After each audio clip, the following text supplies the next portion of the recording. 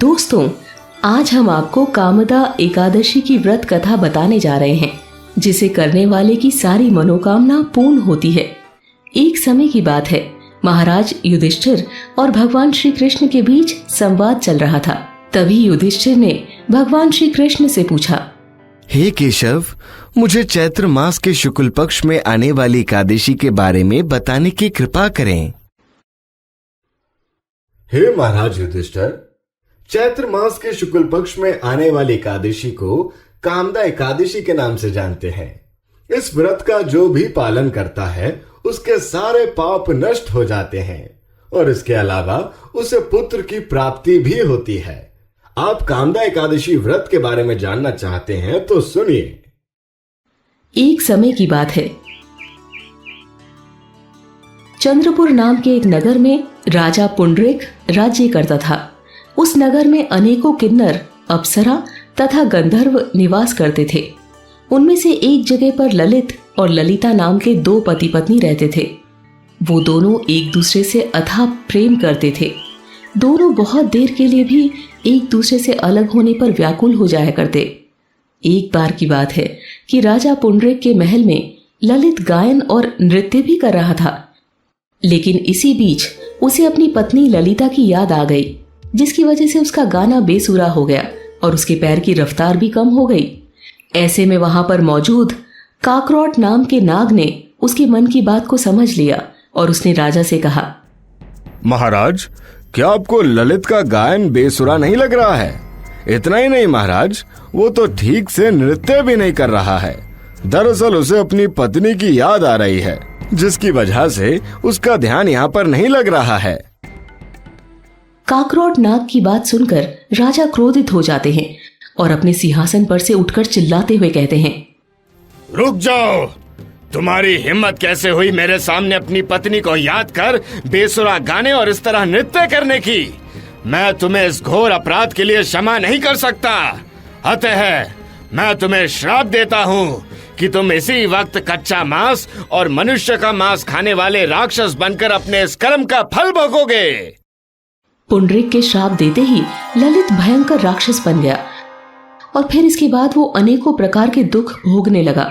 ये बात जब उसकी पत्नी ललिता को पता चली तो वो अत्यंत दुखी हो गई और अपने पति के उद्धार के लिए कुछ करने के बारे में सोचने लगी। ललिता मन ही मन भगवान को याद करती हुई बोली, हे ईश्वर, मुझे कोई ऐसा रास्ता दिखाओ जिससे मैं अपने पति को श्राप से मुक्त कर सकूं।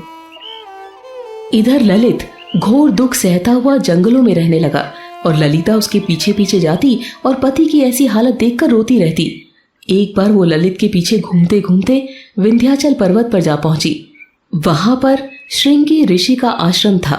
ललिता शीघ्र ही उनके आश्रम में गई और वहां जाकर उनसे प्रार्थना करने लगी, हे ऋषि मुनि, मेरा प्रणाम स्वीकार करें। सौभाग्यवती भव। कहो पुत्री, किस बात से तुम इतनी दुखी हो?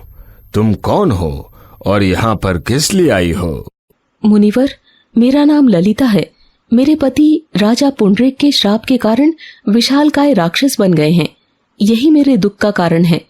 कृपा करके मुझे कोई ऐसा मार्ग दिखाएं जिससे मैं उन्हें इस श्राप से मुक्त करा सकूं। पुत्री, कुछ समय पश्चात चैत्र शुक्ल एकादशी आने वाली है, जिसे कामदा एकादशी भी कहा जाता है। इस व्रत को करने से सारे कार्य सिद्ध हो जाते हैं।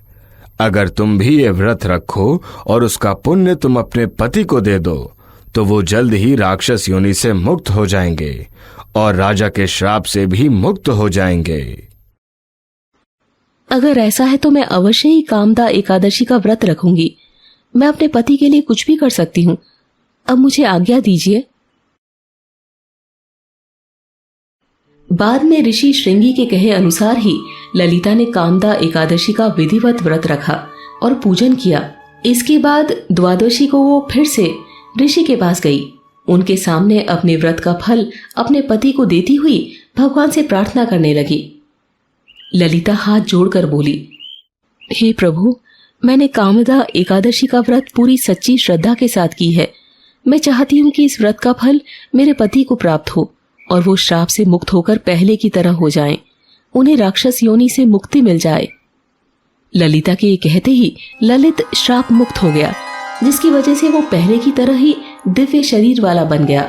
अब ललित और ललिता खुशी खुशी साथ में विहार करने लगे। अब उनका प्रेम एक दूसरे के लिए और भी ज्यादा बढ़ चुका था। बाद में दोनों विमान में बैठकर स्वर्ग लोक चले गए। श्री कृष्ण ने युधिष्ठिर से कहा, हे महाराज युधिष्ठिर, मैंने संसार के हित के लिए आपके सामने कामदा एकादशी व्रत का वर्णन किया है। इसके प्रभाव से ब्रह्म हत्या जैसे पापों से मुक्ति मिल जाती है। संसार में इस व्रत के बराबर दूसरा कोई व्रत नहीं है। इस कथा को कहने या सुनने से वाजपेयी यज्ञ का फल प्राप्त होता है। दोस्तों, आपको ये कहानी कैसी लगी? कमेंट करके जरूर बताएं। ऐसी और कहानी सुनने के लिए इसे लाइक और शेयर जरूर करें। धन्यवाद।